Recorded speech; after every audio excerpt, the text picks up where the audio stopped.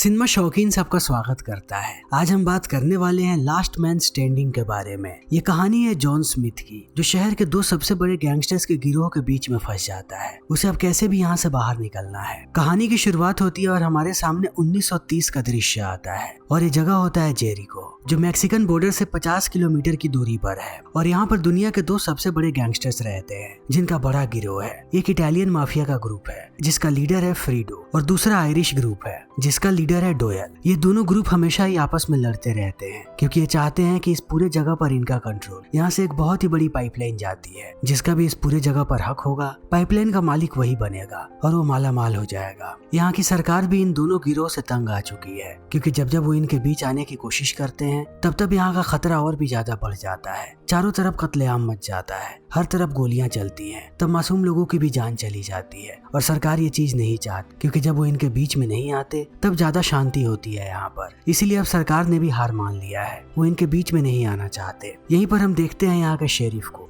जिसका नाम है ईड गाल्ट। गाल्ट भी अपनी ही दुनिया में रहता है। वो अपने फायदे के लिए कुछ भी कर सकता है। जहाँ भी उसका फायदा दिखता है वो सिर्फ वहीं पर जाता है। इस शहर में एक और बहुत ही इम्पोर्टेंट आदमी है जिसका नाम है जॉन स्मिथ। वो एक लोनर है जो अकेला काम करता है। जैसे ही जॉन जेरिको में आता है वो मुसीबत में फंस जाता है। जब उसकी गाड़ी सड़क पर खड़ी होती है तब वो देखता है खूबसूरत लड़की को जाते हुए। तब वो उसे घूर घूर कर देखने लगता है। उसे ये बात पता नहीं चलती कि इस लड़की का नाम फेलिना है, ये डोयल की गर्लफ्रेंड है। जैसे ही डोयल इस चीज को देखता है वो अपने आदमियों को इशारा कर देता है। तब उसके आदमी पहले जॉन को गंदी गंदी गालियां देते हैं, उसके बाद उसका कांच तोड़ देते हैं। तब भी उनका मन नहीं भरता। तब वो एक एक करके इसके सारे टायर्स को पंचर कर देते हैं। डोयल कहता है कि अब तुम इतनी आसानी से यहाँ से नहीं जा सकते, सबसे पहले जाओ शेरिफ के ऑफिस में, वहाँ तुम्हें पता लगेगा कि हम कौन हैं। तब इन बातों को सुनने के बाद जॉन चला जाता है ऑफिस में, जहाँ उसकी मुलाकात होती है गाल्ट से। यहीं पर बॉब भी होता है। गाल्ट ने इन सारी चीजों को देखा है। वो जॉन को कहता है कि हमें तुमसे कोई भी दिक्कत नहीं है, लेकिन वो लोग अब तुम्हारा पीछा नहीं छोड़ेंगे। तो भलाई इसी में है कि शहर के अंदर जाओ और जा करके अपने लिए बंदूकें खरीदो।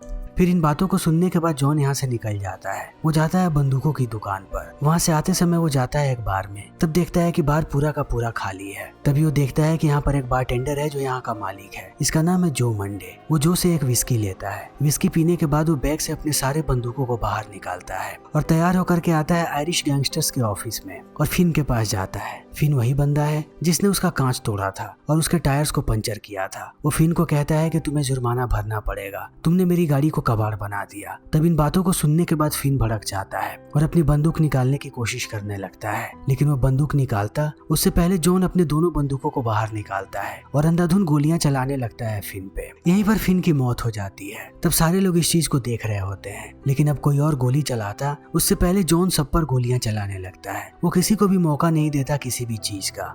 वो इस पूरे जगह को खंडर बना देता है और निकल जाता है। जैसे ही ये बात फ्रीडो को पता लगती है वो आता है जॉन के पास, उसकी तारीफ करता है कि उसने जो काम किया है वो काबिले तारीफ है। इसलिए वो फ्रीडो को काम पर रखना चाहता है। फ्रीडो को जो चाहिए वो उसे वो चीज देगा। तब जॉन भी मान जाता है और शामिल हो जाता है फ्रीडो की गैंग में। जितने भी जगह पर इटालियंस लोगों का कब्जा है वो सारे के सारी जगह अब जॉन के लिए फ्री है। वो फ्री में जाकर के होटल में रहता है। इसी बीच उसकी मुलाकात होती है फ्रीडो की गर्लफ्रेंड लूसी से। तब वो लूसी से पूछता है डोयल के बारे कि आखिर डोयल कौन है और क्या चाहता है, उसकी दिक्कत क्या है। तब लूसी उसे बहुत सारी चीजें बताती है। तब तक ये लोग पहुंच जाते हैं घर पे। आज फ्रीडो ने सबको पार्टी दी है, सारे लोग डिनर पर आए हुए हैं। तब यहीं पर आकर के जॉन भी बैठ जाता है। तब थोड़ी देर के बाद हम यहाँ पर देखते हैं जॉर्जियो नाम के आदमी को, जो फ्रीडो का कजन है। वो भी बहुत ही ज्यादा प्रभावित हुआ है जॉन से। वो जॉन से बात करना चाहता है, लेकिन जॉन कहता है कि मुझे कहीं और जाना है। इतना कहने के बाद वो यहाँ से निकल पड़ता है और चला जाता है सलून में। उसे वहाँ पर एहसास होता है कि फ्रीडो एक बहुत ही बढ़िया लीडर है, लेकिन जॉर्जियो बिल्कुल भी अच्छा लीडर नहीं है। इसीलिए वो जॉर्जियो के हाथ में बागडोर नहीं दे रहा और बाकी लोग भी उसकी रेस्पेक्ट नहीं करते हैं। सलून के बाद जॉन जाता है एक वैश्या के पास जिसका नाम है वांडा और उसके साथ रात बिताने लगता है। लेकिन आधी रात में यहाँ पर आयरिश गैंगस्टर्स आ जाते हैं उसे मारने के लिए। सब उस पर अंधाधुंध गोलियां चलाते हैं, लेकिन जॉन बच जाता है और एक ही झटके में वो सबको निपटा देता है। जॉन को यह बात पता है कि वांडा ने इस बारे में खबर दी थी आयरिश आयरिश लोगों को। तब वो वांडा को पीटता है और उस पर बंदूक तान देता है और कहता है कि तुमने ऐसा क्यों किया, ये काम करने के लिए तुम्हें किसने बोला था।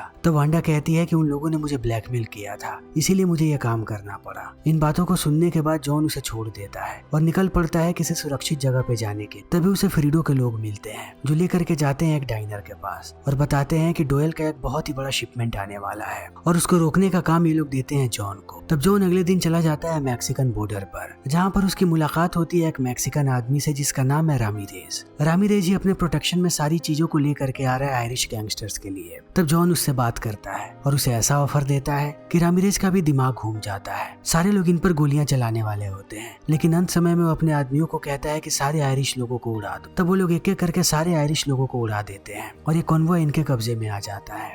लेकिन यहाँ से निकलने के बाद जॉन जाता है सीधा शेरिफ के पास। उसने वांडा को जेल भिजवा दिया था, लेकिन अब वो उसकी बेल करवा देता है और थोड़े से पैसे दे करके कहता है कि अगली बस पकड़ करके इस शहर को छोड़ करके यहाँ से चली जाओ, मैं तुम्हें दोबारा यहाँ पर नहीं देखना चाहता। उसे छोड़ने के बाद वो शेरिफ को बताता है कॉन्वॉय के बारे में जिसे हाल ही में लूट लिया गया है। और यहाँ पर हमें एक और बात पता लगती है, जब जॉन लूसी के साथ था तब उसने लूसी को सेड्यूस किया और सबके बारे में पूछने की कोशिश की। तब लूसी ने एक और आदमी का नाम लिया जिसका नाम है हिकी और जॉन को अब कैसे भी हिकी के बारे में पता लगाना है। इसी बीच जब जॉन लंच कर रहा होता है तभी उसके पास डोयल आता है अपने एक आदमी जैक के साथ और ये लोग जॉन को कहते हैं कि तुम बहुत ही करीब पहुंच चुके हो फ्रीडो के, वो तुम पर भरोसा करता है, तुम बिल्कुल सही आदमी हो उसे मारने वाले। अगर तुम उसे मारते हो तब हम तुम्हें मालामाल कर देंगे, तुम्हें किसी भी चीज के लिए चिंता करने की जरूरत नहीं पड़ेगी। तब इन बातों को सुनने के बाद जॉन मना कर देता है और यहाँ से निकल जाता है। इस चीज को देखने के बाद जैक और डोयल दोनों बहुत ही ज्यादा गुस्सा हो जाते हैं और निकल पड़ते हैं यहाँ से। लेकिन जॉन की प्लानिंग कुछ और ही है। जॉन सीधा जाता है फ्रीडो के पास और कहता है कि अब से मैं तुम्हारे साथ काम नहीं कर पाऊंगा, मैं यहाँ से जा रहा हूँ। तब इस बात को सुन करके फ्रीडो गुस्सा हो जाता है और कहता है कि कोई भी मुझे मना नहीं कर सकता, जब तक मैं नहीं चाहता मुझे छोड़ करके कोई नहीं जा सकता। तब जॉन कहता है कि मैं जा सकता हूँ। इतना कहने के बाद वो घर से बाहर निकल जाता है। तब जॉर्जियो आता है उसे पकड़ने, लेकिन जॉन उसे जमीन पर गिराता है और सबके सामने जॉर्जियो को पीटने लगता है। तभी फ्रीडो आकर के उस पर बंदूक तान देता है। तब जॉन भी उस पर बंदूक तान देता है। एक वक्त के बाद फ्रीडो को समझ में आ जाता है कि आदमी टेढ़ा है, अगर मैंने इस पर गोली चलाई तब ये भी मुझ पर गोली चला सकता है और एक आदमी के लिए मरना बिल्कुल भी अक्लमंदी नहीं है। तब वो उसे जाने देता है। जॉन यहाँ से निकल जाता है और अगले कई दिनों तक एक ही घर में बैठा रहता है, वो कहीं भी नहीं जाता। जॉन अब हिकी का इंतजार कर रहा है कि हिकी उससे कांटेक्ट करेगा। तभी उसे पता लगता है कि जॉर्जियो पीछे लगा हुआ है जॉन के, वो उसे मारना चाहता है। तब जॉन एक अफवाह फैलाता है जिसे सुनने के बाद जॉर्जियो निकल पड़ता है मैक्सिको के लिए। उसे लगता है कि मैक्सिको जाने के बाद वो माला माल हो जाएगा। जैसे ही जॉन को यह बात पता लगती है वो आयरिश गैंगस्टर्स को यह बात बता देता है कि जॉर्जियो उन्हें कहाँ पर मिलेगा और उसके साथ साथ वो बताता है कि जॉर्जियो अब उन्हीं लोगों के साथ है जिन मैक्सिकन लोगों ने तुम्हारे कॉन्वॉय को लूटा था, तो एक बार में तुम लोग बहुत सारे दुश्मनों को खत्म कर पाओगे। इस बात को सुनने के बाद आयरिश खुश हो जाते हैं और वो बहुत सारा पैसा देते हैं जॉन को। तभी यहाँ पर हिकी आता है। जॉन यहाँ पर हिकी से ही मिलने के लिए आया था। ये दोनों एक दूसरे को बड़ी ही शक भरी निगाहों से देखते हैं, लेकिन हिकी भरोसा कर लेता है जॉन पे और खुद जाता है मैक्सिको। वहाँ जाते ही वो गोलियों से छल्ली करके रख देता है रामीरेज और उसके लोगों को और उन्हें मारते ही वो जॉर्जियो को बंधक बना लेता है। तभी दूसरी तरफ हम देखते हैं जॉन को जो जा करके मिलता है फेलिना से और कहता है कि आखिर तुम्हारी कहानी क्या है, तुम क्या छुपा रही हो, अपने बारे में सारी चीजें मुझे बताओ। तभी हम देखते हैं कैप्टन पिकेट को जो यहाँ आते ही मिलता है शेरिफ और जॉन से। वो उन्हें कहता है कि एक मैक्सिकन ऑफिसर को मारा गया है और ये कोई भी छोटी बात नहीं है, मैं उसी को इन्वेस्टिगेट करने आया हूँ। मैं अगले 10 दिन में यहाँ पर लौटूंगा अपने बहुत सारे सिपाहियों के साथ। जिस भी गैंग ने मेरे लोगों को मारा है मैं उसके पूरे गैंग को खत्म कर दूंगा। इतना कहने के बाद वो जॉन को कहता है कि जब मैं 10 दिन के बाद वापस आऊँ तो मैं तुम्हें यहाँ पर नहीं देखना चाहता। इतना कह के वो चला जाता है। तभी हिकी वापस आता है मैक्सिको से और वो पहुंचता है फ्रीडो के पास। उसे कहता है कि जॉर्जियो मेरे पास है, अगर तुम उसे जिंदा देखना चाहते हो तो मुझे $1,00,000 चाहिए और उसके साथ साथ एक ट्रक, जैसे ट्रक को तुम लोगों ने तबाह कर दिया था। इतना कहने के बाद वो चला जाता है। तब ये लोग दोबारा पहुंचते हैं बॉर्डर पर, जहाँ पर ये लोग एक्सचेंज करने वाले हैं जॉर्जियो को पैसे के साथ। तभी इन्हें एहसास होता है कि फेलिनो को फ्रीडो ने किडनैप करके रखा था, तो एक नया ऑफर देता है, अगर ये लोग जॉर्जियो को छोड़ देंगे तब वो फ्रीडो को छोड़ देगा। तब हिकी भी मान जाता है और वो लोग फेलिनो को वापस ले लेते हैं। इस चीज को देखने के बाद जॉन कहता है कि युद्ध की शुरुआत होने वाली है और यहाँ से चला जाता है। तब शाम में लूसी उसके पास आती है लूसी की हालत बहुत ही ज्यादा खराब है। वो जॉन से कहती है कि फ्रीडो को पता लग गया कि तुम मेरे साथ सोए थे, इसीलिए उसने मुझे पीटा और मेरे एक कान को काट दिया। तब जॉन इन सारी चीजों को देख करके $500 देता है लूसी को और बताता है कि अगली बस पकड़ करके इस शहर को छोड़ करके यहाँ से भाग जाओ। तब लूसी ऐसा ही करती है। तब जॉन जाता है डोयल के पास और उसे कहता है कि मैं तुम्हारे लिए काम करने को तैयार हूँ, लेकिन मेरी एक शर्त है, मैं जब जितने पैसे बोलूँ उतने पैसे देने होंगे, मुझे अभी $1000 चाहिए। इस बात को सुनते ही ये लोग $1000 दे देते हैं। तब डोयल जॉन को कहता है कि मैंने सुना है कि फ्रीडो बहुत सारे लोगों को बुलवा रहा है आज, अगर उसके पास ज्यादा लोग आएंगे तब वो हम सब पर हमला करेगा। इस बात को सुनते ही जॉन समझ जाता है कि डोयल डरा हुआ है। वो उसे कहता है कि शायद वो लोग दोबारा फेलिना को किडनैप कर सकते हैं। तब डोयल और भी ज्यादा डर जाता है और जॉन को फेलिना की लोकेशन बता करके कहता है कि तुम उसके पास जाओ, उसके पास बहुत कम लोग हैं। तब जॉन निकल पड़ता है फेलिना के पास जाने के लिए। वो जैसे ही घर के अंदर दाखिल होता है सारे लोग उसे देखने लगते हैं। तब वो मुस्कुराता है और एक एक करके सब पे गोली चलाता है। वो सबको गोलियों से छल्ली करके रख देता है और फेलिना को ला करके बैठा देता है गाड़ी, उसे कुछ पैसे देता है और कहता है कि दोबारा यहाँ पर कभी भी लौट करके मत आना। तब जाते समय फेलिना उसे एक क्रॉस देती है और कहती है कि अब तुम्हें भी यहाँ से निकल जाना चाहिए, लेकिन जॉन यहाँ से नहीं निकलता। वो डोयल का इंतजार करता है। जैसे ही डोयल यहाँ पर आता है वो उसे कहता है कि यहाँ पर फ्रीडो के लोग आए हुए थे, उन्होंने सबको मार दिया और वो फेलिनो को लेकर के चले गए। तब इस बात को सुनने के बाद डोयल भड़क जाता है। उसे जॉन की बात पर भरोसा है। उसे लगता है कि फ्रीडो के आदमी ही लेकर के गए हैं यहाँ से फेलिना को, लेकिन हिकी को लगता है कि दाल में कुछ काला है। मगर अब सारे के सारे लोग काम पर लग जाते हैं। जॉन वापस आ जाता है अपने घर पे। जब वो नहा रहा होता है तभी यहाँ पर डोयल के आदमी आ जाते हैं, एक आदमी को बॉर्डर से पकड़ करके, और कहते हैं कि इसने फेलिना को देखा था बॉर्डर के उस पार जाते हुए। लेकिन इसी बीच उन्हें फेलिना का क्रॉस मिल जाता है, जिसे देखने के बाद ये लोग समझ जाते हैं कि ये सब कुछ जॉन ने किया है। तब सारे लोग मिलकर के जॉन को पीटने लगते हैं। वो उसे बड़ी ही बेरहमी से पीटते हैं और बार बार पूछते हैं कि तुमने ऐसा क्यों किया। जॉन कहता है कि तुम पापियों के बीच वो मासूम लड़की फंसी हुई थी, तुम लोग उसे जबरदस्ती यहाँ पर लेकर के आए थे, इसीलिए मैंने उसे भगा दिया, वो तुम लोगों के चंगुल में नहीं फंसने वाली। तब वो बार बार उसे पीटते रहते हैं। एक वक्त के बाद हिकी को एहसास हो जाता है कि ये आदमी इतनी आसानी से नहीं टूटने वाला। तब वो उसे ऐसे ही घायल छोड़ करके चले जाते हैं कि जॉन मर जाएगा। लेकिन सुबह में वो 2 लोगों को भेजते हैं देखने के लिए कि अगर जॉन जिंदा हो तो वो उसे मारते हैं। वो अंदर आते ही देखते हैं कि जॉन गायब हो चुका है। तब वो चारों तरफ उसे ढूंढने लगते हैं। तभी पीछे से जॉन बाहर आता है और एक एक करके दोनों को मार देता है और मार करके यहाँ से भाग जाता है। मगर अब डोयल के लोग हर जगह जॉन को ढूंढ रहे हैं।